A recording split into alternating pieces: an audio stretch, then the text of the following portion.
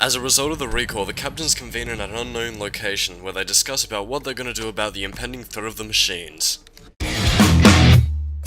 You got that right, Lars, so let's see it. Get to your exits. Wait, what? Get to your exits. Dude, where the hell is Neo, Morpheus, or Trinity? Just because they're not playable in this game doesn't mean you can't put them in. So to follow in good video game tradition, we get a damn sewer level. Out of all the areas in the game, this one is probably the most annoying as it well overstays its welcome. Why do I hear you ask? Because of this. Ghost. Sorry, buddy, I need to put you right back in. It's a mess in there. Well, why the hell can't they defend themselves? I mean, if we were playing as Neo, then I might understand, but Niobe and the other captains are on relatively the same level of skill. There is no reason for us to go out of their way to help these idiots. But the worst thing about it is, like I said before, this level is long and fucking boring. Seriously, there's enough padding here to keep Arkham Asylum furnished for the next 10 years. After saving those worthless jackoffs, you find yourself reuniting with Ghost, and there's an agent closing in on you, and it seems that there's no escape in sight. There's no way out. There's one. Oh, come on, I already feel bad enough for making those suicide jokes before, and now you decide to kill yourself? And secondly, where the hell are the other captains? Oh yeah, it's okay for us to come in and save your worthless sacks of flesh, but when we're in trouble? But when Niobe or Ghost needs your help, you're just all like, see ya, bitch. Luckily, the two are saved by the Keymaker, who explains that his purpose in all this is to create a key that can only be used by the One. My purpose, I have seen, is entwined with your own. What purpose? It's a very special key, meant only for the One. Will you bring it to him? No. Does it unlock? The future. Anyone moves, and her brains are Jackson Pollock. So these two come in and are all, we're dicks, we're getting better at the game time. Okay, thanks, bye. So once again, it's up to us to get that key back and kick the crap out of Tweedledouche and Tweedlebag.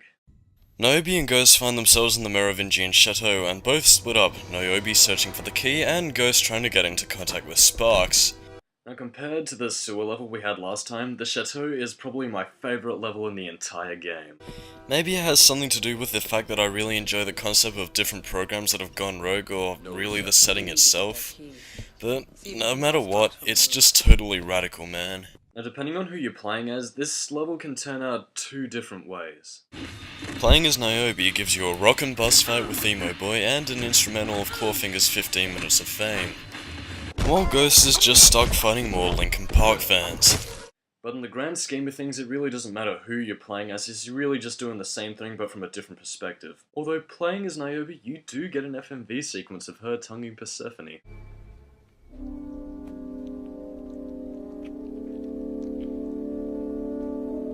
Oh my. By the way, did I mention I was 6 when I first played this? After some steamy action, you're then led down to an S&M dungeon where the douche twins have apparently kidnapped either Niobe or Ghost depending on who you play as. And Zion wonders why they're losing the war.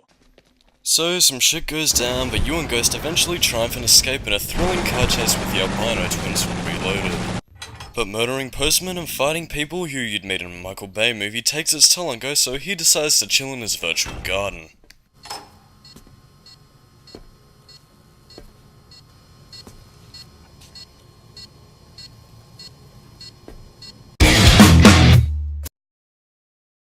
I don't know, but let's see if we can make this even creepier.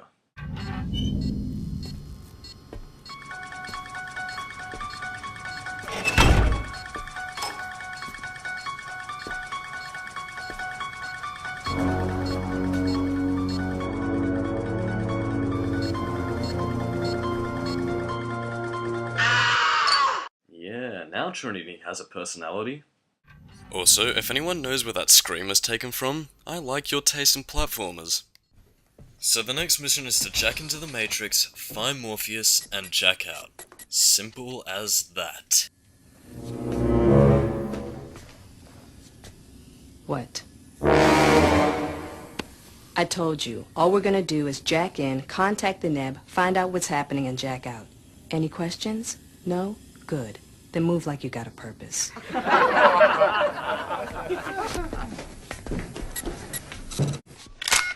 Operator. Link, this is Niobe. We've been sent to bring you in.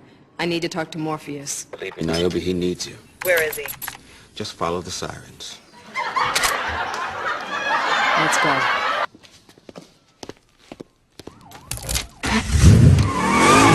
Now, if we're going by movie timelines, then at this point Neo's in the chateau, Trinity is escaping on a motorcycle, and Morpheus and the Keymaker are on a semi-truck fighting an agent. Radical.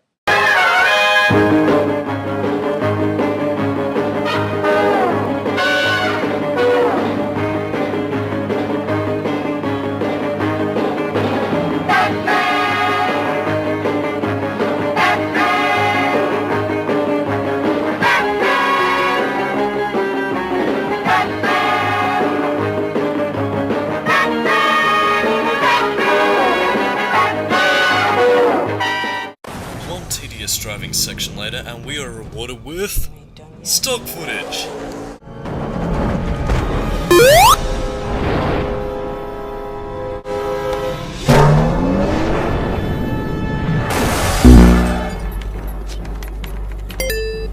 Uh-oh, heads up guys, incoming.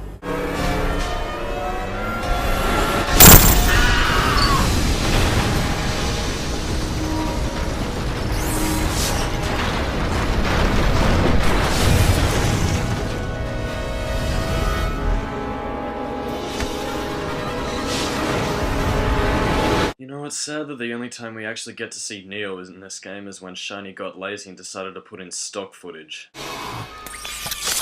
Ghost, help me out here. She promised, you heard her. Jack in, find the one, jack out. End of story.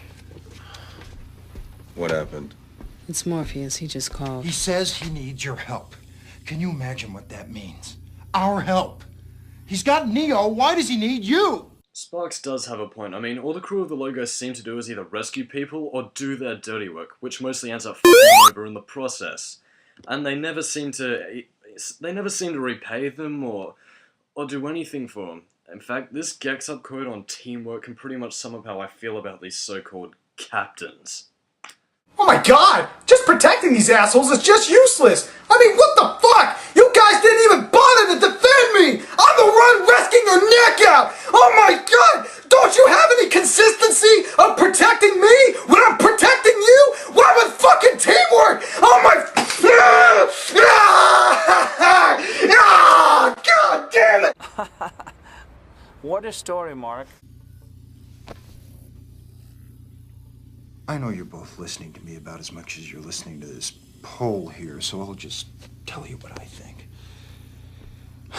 I think you just spent 8 of your 9 lives getting out of there. And if you turn around and go right back in, I don't think you're just pushing your luck. I don't think you're crazy.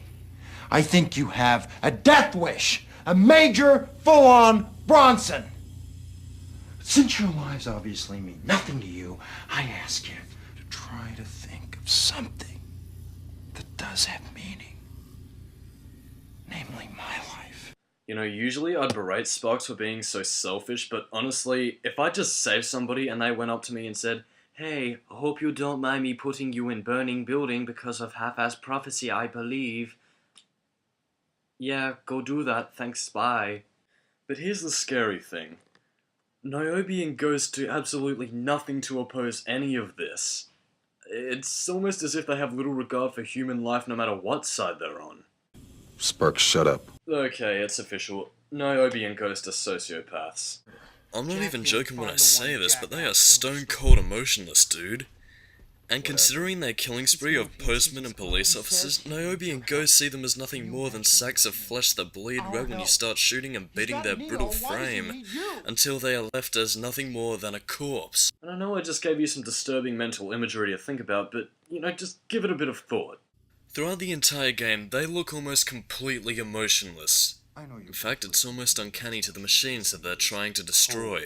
And worst of all, that they are trying to free these people from the Matrix, but Niobe and Ghost view them as nothing more than collateral damage. And need I remind you, these are the heroes of this game. Say what you will about Neo being bland in the movies, but at least he never made Michael Myers look like Santa Claus by comparison. Hell, you know what? I think Spark should have been the game's protagonist. Yeah, he might be a sarcastic dick at times, but hey, he's still more human than Niobe or Ghost will ever be. Yeah, thanks, Lars, but man, that really needed to be said. So it's at this point where we reach the power plant level of the game, but unfortunately, like the sewer level of the game, it's uninteresting and forgettable. I know it might seem like I'm skipping a huge chunk of the game, but considering how little I care for 2/3 of the Logos crew, I really couldn't give less of a fuck. So Niobe and Ghost help Morpheus knock out the city's power by blowing up the power plant. No, Lars, you heard me right. They destroyed a nuclear power plant. You said it, man, and Matrix or not, they blew up a fucking power plant. I mean, I'm not sure how things would transfer into the real world, but I'm pretty sure they'd still be suffering from the radiation that's probably leaking from the facility you just destroyed. Dude, these people make me feel ashamed to be human. I can't believe it. We did it. Oh yeah, just celebrate your victory over annihilating a small chunk of the human race. Good job, guys. Something's gone wrong.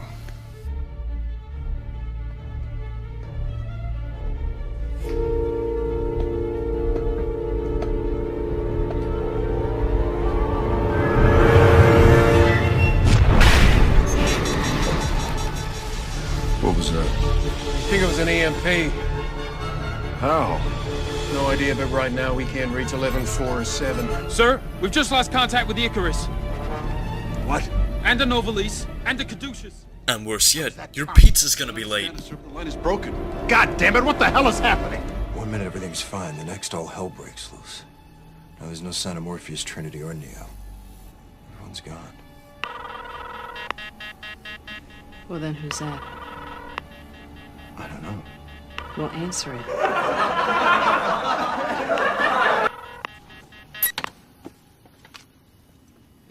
Operator. Is this the Logos? Baby.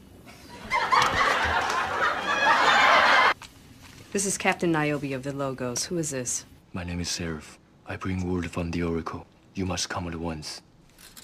And this is another moment where, depending on who you're playing as, the Oracle will tell you different things about their past and things to come and all that sorts of spiritual bullshit. The only one that really matters is the scene showing that Niobe will need to make a sacrifice to Neo. This sacrifice is seen in the Matrix Revolutions when Niobe gives Neo the Logos so he can travel to the Machine City and establish peace between machines and humans alike. How ironic that the sacrifice of a sociopath aided a man whose sole purpose in life is to end war. Upon leaving the Oracle, we are then confronted by Agent Smith. Damn, not who I was hoping for.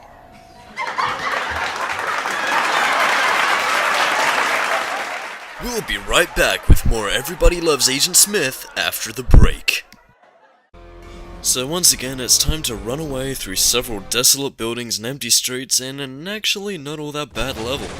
But then again, I am a sucker for city-based levels. I don't know, it's just my nature. So Ghost escapes from the agents only to discover that the Sentinels are closing in on them. Niobe, I'm really struggling here. I'm trying to keep up, but I'm losing the plot. There's way too much weird shit going on around here, and nothing is going the way it's supposed to go. I mean... Well, isn't that a perfect analogy for the Matrix trilogy? Programs acting like humans, multiplying agents, and now, picnicking Sentinels. They were gunning straight for us, and then all of a sudden, they just stopped. Just out of EMP range. What are they doing? I don't know, but I got a feeling whatever happened to Soren, it's about to happen to us.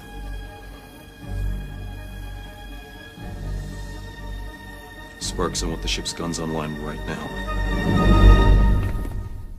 So it's here we'll be take control of the Logos and escape from a clusterfuck of Sentinels. Hey, this sounds like fun.